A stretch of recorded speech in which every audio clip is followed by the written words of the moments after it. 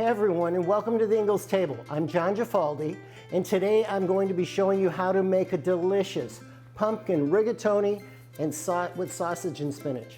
I got everything I need from Ingles, so let's get started. I've got a skillet here with probably 2 tablespoons of olive oil. I got that heating already. I'm going to add my onion. This equates to about a half an onion. All the measurements are in the recipe below the video here. So I got my onions in the frying pan here. I'm going to let this go until these just saute up and start to get soft. Now over here I've got 3 lengths of sweet sausage that I've cut down. As soon as these soften up a little bit, I'm going to throw those in there. We're going to cook those up next. There we go. Sausage is just coming up nice. Actually, here we go. The onions look really good. I'm going to put in some of the sausage.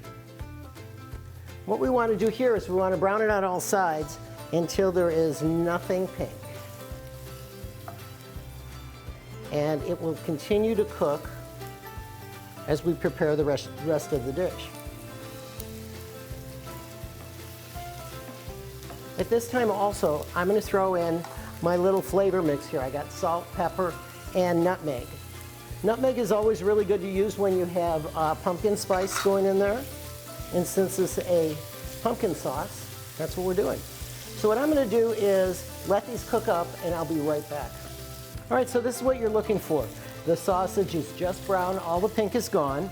And now we're going to add about 3/4 cup of white wine. And whenever you're adding cold liquid to a hot pan, pour it over a spoon, and that will keep it from splashing back on you. Now what we're going to do with this is we're going to reduce this by half and then add some cream, some chicken broth. We'll get that pumpkin in there. We're almost done. The other thing I want to do while this is reducing is I have some garlic. This is a huge head of garlic. So you probably could use 2 smaller ones or 1 large one like this. And I like to do it this way because then the garlic is shredded and distributed and no one's getting a big chunk of garlic in their food. In fact, I'm not even going to use all of this. This is so big.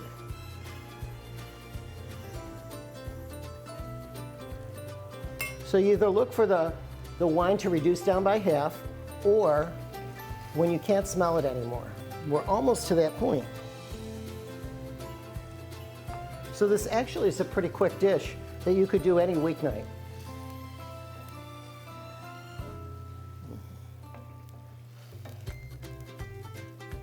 Okay, this is reduced down nicely. I'm going to add in, I'm going to start with maybe a half a cup of chicken broth. Next comes the pumpkin. You want about a cup. This is about 2 cups that I have here, but I like to have extra because then if I feel like adding it in, once I taste it, then I have that opportunity to do that. So you just start stirring it in and it will melt right in there. Next we add the cream and our sauce is almost done. The other thing I want to do, I've got a couple pieces of Parmesan cheese. I'm going to throw these in here because that adds that beautiful salty, cheesy flavor, gives it a little bit of a stringy texture. Here comes the cream.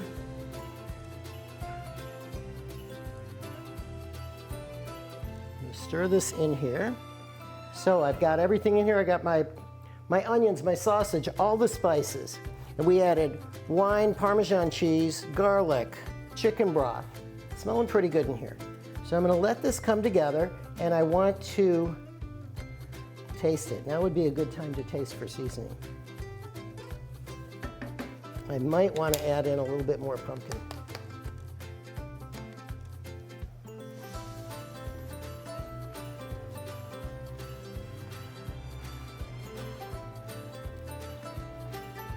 Actually, that's pretty good. I think it just needs salt and pepper.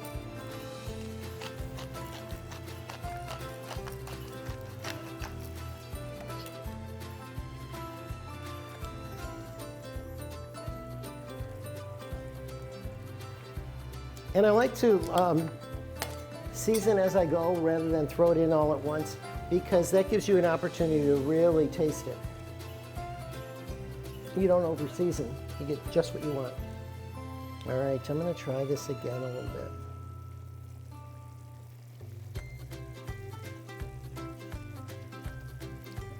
I like it. So what I've done is I have actually gone ahead and cooked up a pound of rigatoni. These are just your Laurel Lynn rigatoni. Cook them the way you would according to package direction, except for pull them 1 minute shy of al dente because you want them to finish here in the sauce.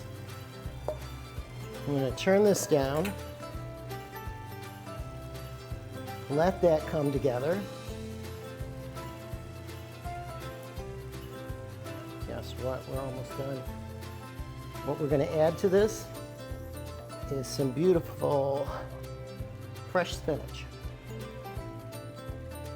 I'm going to just drop this in,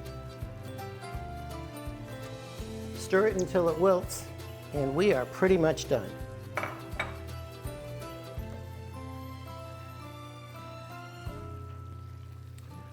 All right, this is looking really good.